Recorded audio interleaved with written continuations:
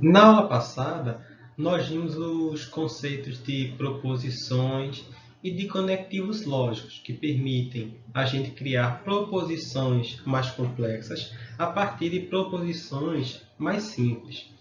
Na aula de hoje, nós vamos ver outra forma de criar proposições, por meio do conceito de predicado, e vamos estudar mais um pouco o conectivo da negação.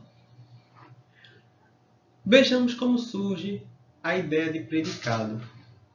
Algumas vezes, nós temos uma lista de proposições que possuem uma ligação entre si.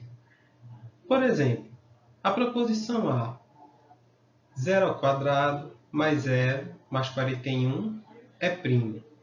Então, percebam que essa proposição ela é verdadeira. 0 ao quadrado mais 0 mais 41 dá 41, que de fato é um número primo.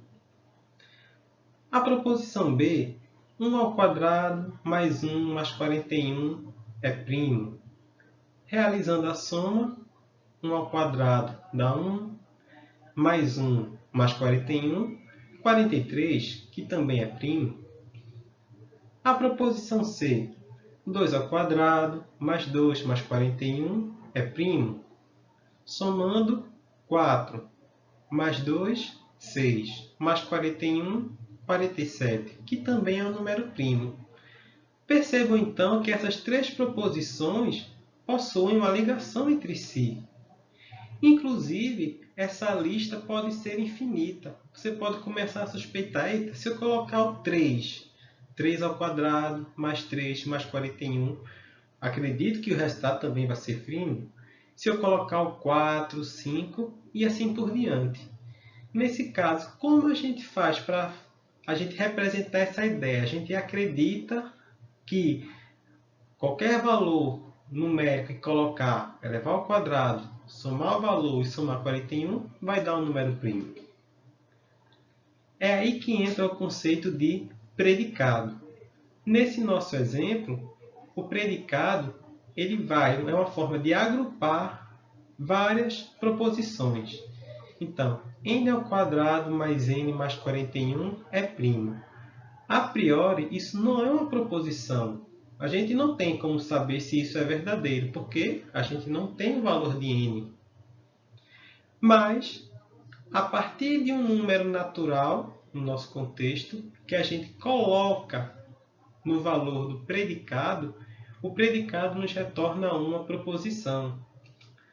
Por exemplo, quando a gente troca n por 2, o resultado é a seguinte proposição: 2 ao quadrado mais 2 mais 41 é primo, que é justamente a proposição C.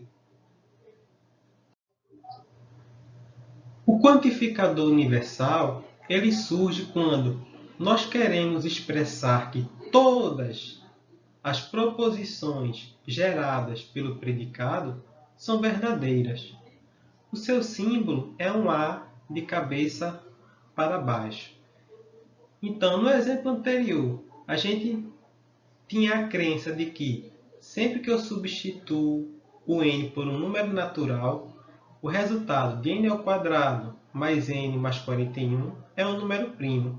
Se a gente quiser expressar que isso é sempre verdadeiro, então a gente utiliza o quantificador universal para todo n natural. N ao quadrado mais n mais 41 é primo.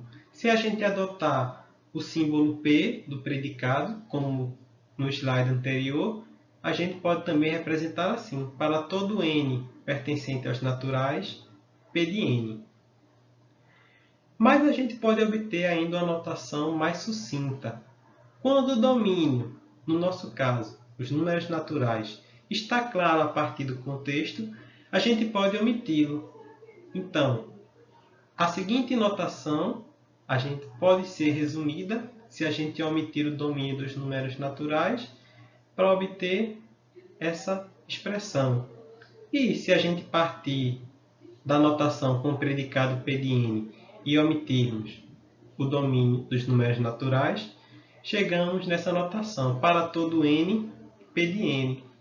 Percebam que antes, quando a gente tinha apenas o predicado P de n, o resultado não era uma proposição, n ao quadrado mais n mais 41 é primo? Não tenho como dizer se é verdadeiro ou falso, pois eu não sei quem é n. Mas agora a gente está dizendo que para qualquer valor natural de n, o resultado dessa expressão é primo. Então percebam que isso agora é uma proposição, porque a gente adicionou o quantificador universal. Vamos ver um outro exemplo para verificar como funciona o valor verdade do quantificador universal. A seguinte expressão, todo sapo é verde. Essa proposição, ela é verdadeira? Vejamos. Está aqui nosso primeiro sapo. Exibi o primeiro sapo, então isso é suficiente para provar que todo sapo é verde? Não necessariamente. Encontrei um novo sapo, ele também é verde. Não, com 2 sapos eu já tenho exemplos suficientes para garantir que todo sapo é verde. Isso também não é verdade. Olha aqui, existe um sapo vermelho, cor de tomate. Então percebam que, para mostrar que uma proposição que possui um quantificador universal é falsa, basta a gente encontrar um contra-exemplo. O que é um contra-exemplo? É aquele exemplo que refuta a sua proposição. Então, a proposição todo sapo é verde, ela é falsa. E como foi que a gente mostrou que ela é falsa? Exibindo um sapo que não é verde, exibindo um elemento que não atende à propriedade do predicado. Nesse caso, ser verde. A contrapartida do para todo é o quantificador existencial.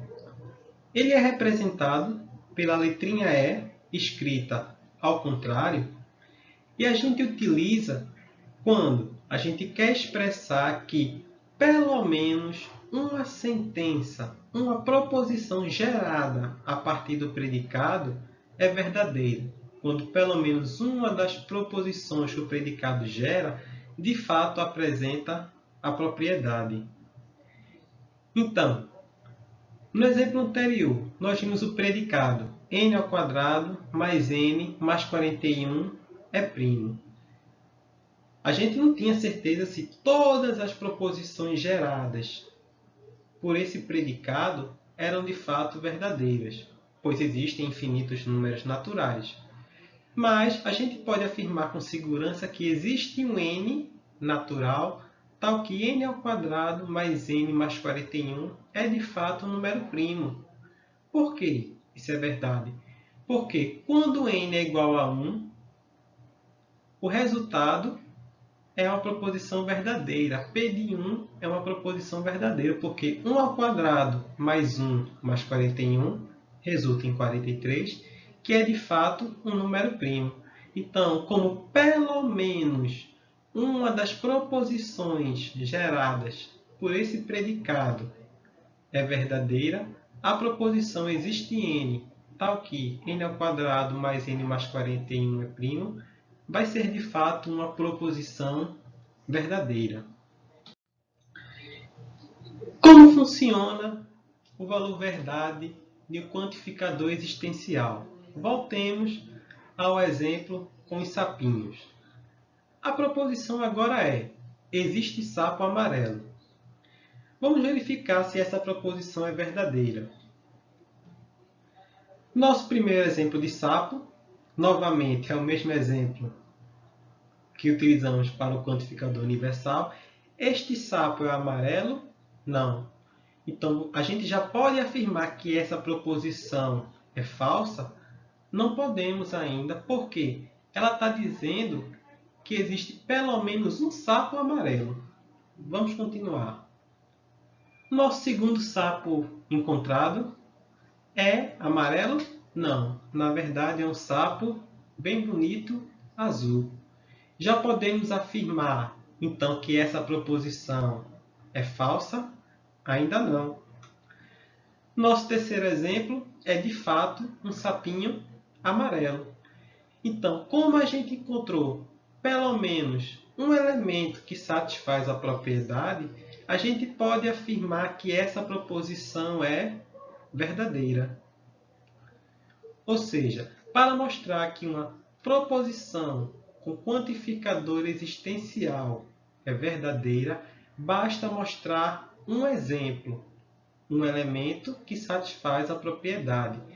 Enquanto que no quantificador universal, para mostrar que a proposição gerada com quantificador universal é falsa, bastava encontrar um contra-exemplo. Vamos ver agora como a negação, nosso único conectivo unário, ele age apenas numa proposição, interage quando ele é aplicado em outros conectivos e também nos quantificadores. Então, a gente tem aqui cada um dos nossos conectivos aplicando a eles a negação, inclusive a negação aplicada a si própria. Então, a dupla negação de uma proposição é dito aqui que retorna à proposição original. A negação aplicada a uma conjunção, ela retorna à disjunção das negações. A negação aplicada a uma disjunção retorna à conjunção das negações e a implicação, quando negada, retorna a um formato diferente. Então, ressaltando a implicação, P implica em que é falso quando nós vimos na aula anterior o exemplo da máscara. Se eu estou fora de casa, então eu devo usar a máscara. Essa regra ela era quebrada quando? Quando a gente estava fora de casa, antecedente verdadeiro, e, porém, não estávamos usando a máscara. Então, a negação da implicação funciona mantendo o antecedente e negando o consequente. Vamos ver com exemplos. No nosso primeiro exemplo, vamos ver como a negação age em outra negação. Vamos utilizar esses parênteses apenas para deixar mais claro. É mentira que o camaleão não muda de cor. Isso significa que o camaleão, de fato, ele muda de cor. Percebam, mais uma vez, que a negação aplicada duas vezes se anula. É mentira que o céu é azul e 4 é ímpar. O que é que isso significa? Estamos negando uma conjunção. Então, essa sentença ela é equivalente a dizer que o céu não é azul ou 4 não é um número ímpar. Percebam que a negação de uma conjunção torna-se a disjunção das negações. É mentira que a água tem cheiro ou o ar que respiramos tem cor. Isso significa que a água não tem cheiro e o ar que respiramos não tem cor. A negação da disjunção vira a conjunção das negações. E no caso da implicação, é mentira que, se eu usar máscara, então eu vou sentir falta de ar.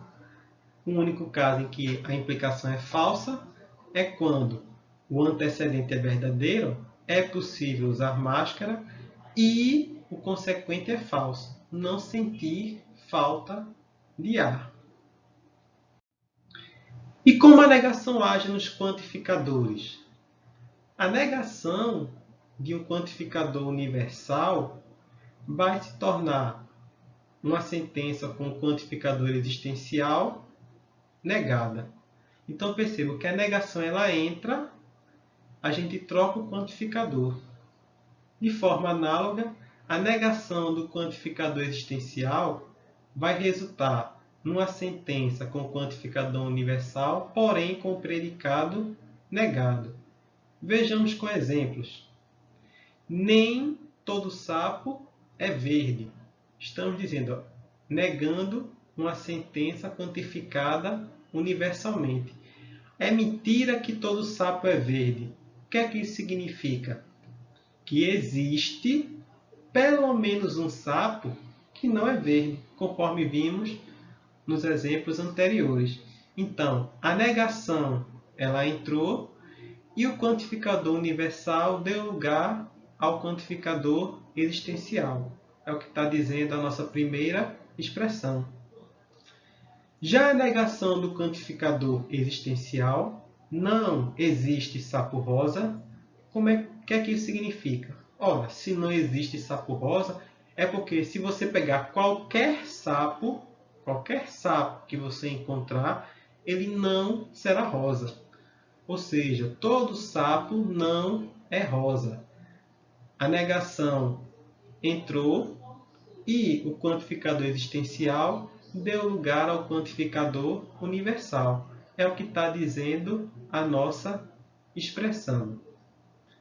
Então, na aula de hoje nós vimos os conceitos de predicado, universal e existencial, e também como a negação age nos conectivos e nos quantificadores.